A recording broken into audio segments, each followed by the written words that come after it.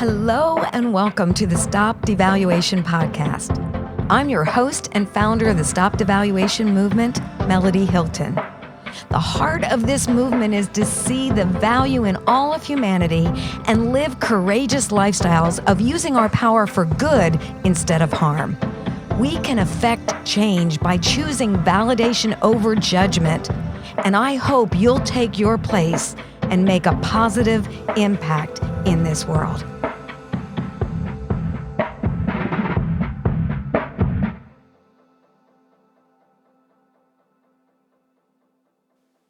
Generational Pride and Prejudice. There are 5 generations that occupy our modern-day society. Each has unique experiences that have shaped their thoughts, beliefs, and actions. For any generation, it can be challenging to relate to the perceptions and perspectives of a different age group. I have chosen to focus my attention on the generational prejudices and stereotypes that apply to the United States. However, every nation has their own generational differences and stereotypes.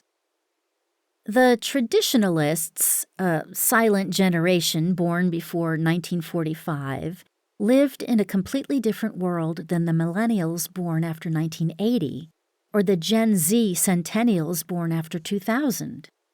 Many times in honoring our personal history, we demonstrate an attitude of superiority towards another generation. We may inadvertently construct prejudicial mindsets and bias simply because we think differently than those who have lived longer or shorter than us. The consequences of this can cause us to develop stereotypes that hinder our capacity to value one another and sabotage our ability to partner together effectively.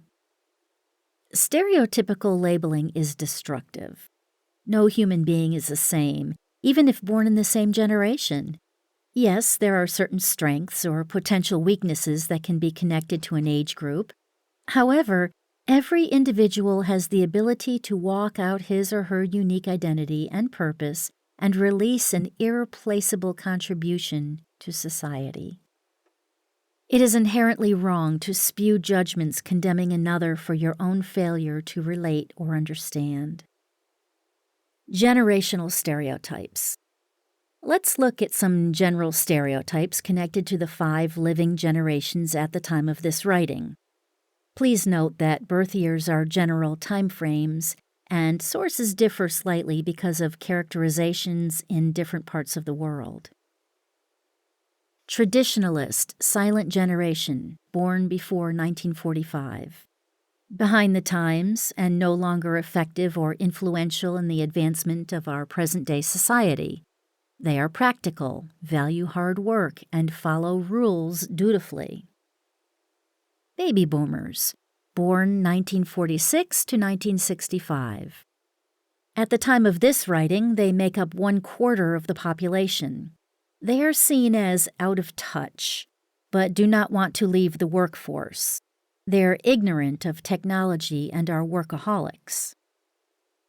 Generation X, born 1966 to 1979. At this time in history, they are the most productive workforce, but are labeled independent, skeptical, cynical, and distrustful. Millennials, Generation Y, born 1980 to 2000. Valued for their technological ability and big vision, they are considered lazy, entitled, and are nonconformists. Centennials, Generation Z, born after 2000. Labeled as indolent and unprepared for the workforce, while also being the biggest consumers.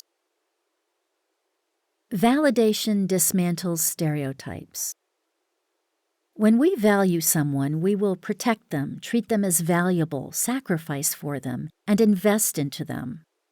In addition, our value of a person or persons allows us to unequivocally partner with them.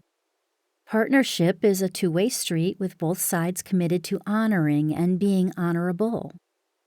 The stereotypes listed above do the opposite.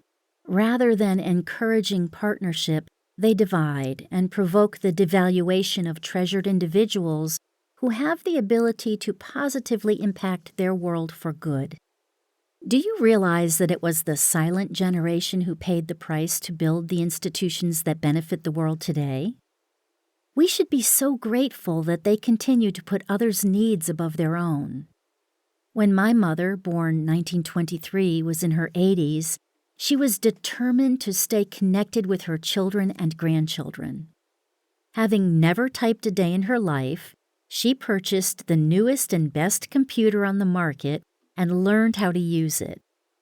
Now in her 90s, she has since upgraded her computer and uses the internet to shop for bargains and communicate with her kids, grandkids, and great-grandkids on social media. In addition, she still visits shut-ins and nursing homes to show value to those who have been marginalized. The baby boomers, one of whom I am, do not necessarily live by a 40-hour work week. I find great fulfillment in my work and enjoy impacting society for good. This generation includes many of our corporate leaders and the ones who pushed through societal injustices to pave the way for generations to follow. As aforementioned, Generation X is the most productive generation in today's workforce. They are the first generation to actively engage in technology, have an entrepreneurial mindset, and carry the balance of leadership abilities and the motivation to make their world a better place. As I write this, millennials are getting the most attention in our media. I personally do not remember corporate workshops training leaders how to understand, motivate, and manage a generation. Millennials are passionate, visionary, and driven by social justice. They have moved away from the big house, big car success model to beg the question, what is really important? They aspire to live full lives, cultivate meaningful relationships, and to make their world a better place. The fact is that every generation is unfairly labeled by its predecessors. However, this narrative begins to change as both the former and the latter groups grow older and mature, and their accomplishments are placed within perspective as their societal contributions are actualized and appreciated. This leads to the current youngest living generation, the Centennials, who were literally born at the turn of a new century. It's amazing how one generation will learn from its forerunners. Centennials are less idealistic and more pragmatic. They're more content with clothes from a vintage store than having a designer label. They're solution-driven, focused on resiliency, and have a desire to be trustworthy and authentic. If we're going to be influential leaders, we must embrace mutually empowering partnerships that connect the generations.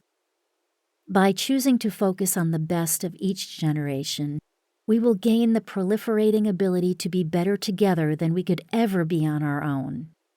We must extinguish generational pride and prejudice so that we do not isolate ourselves and sabotage our endeavors to impact our world for good. Pride and prejudice is found in the hearts of the rich and the poor, the executives and the subordinate, in political and ideological differences, urban versus rural communities, and the list can go on and on. We cannot allow our past experiences or present circumstances to define who we are today, determine where we are going, or limit what we can achieve. Likewise, we must not permit prejudice to hinder our ability to partner with others, even if they are different than us or have their own perspective. In our multi-dimensional lives, we will experience good and bad days all in the same day. We may find that pain and purpose often border one another and that hope and disappointment run a close race. This dichotomy is a part of life. Therefore, if we can learn to avoid negative thoughts and permanent decisions in the midst of temporary emotions, we will find peace without prejudgment. We will position ourselves despite the battles that we face in this world and become a part of the solution.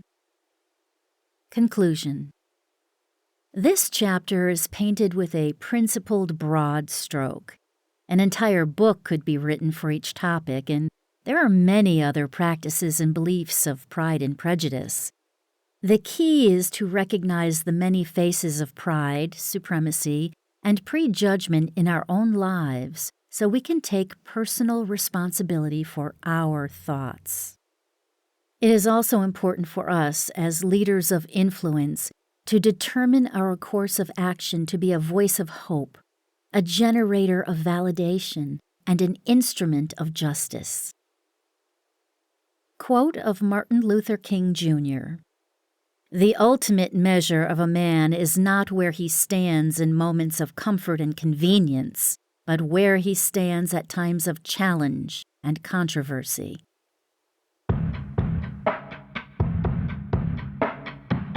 I want to thank you for listening and encourage you to become a part of the StopDevaluation movement. Be sure to like and follow #StopDevaluation on social media, subscribe to the YouTube channel, and visit StopDevaluation.com for more information and free resources. You can help spread the movement by sharing with others, leaving a review on Apple Podcasts, and most of all, by living a courageous lifestyle of using your power for good. Go out and value someone today. Your life matters, and you can make the world a better place. One word, one choice, one action of validation at a time.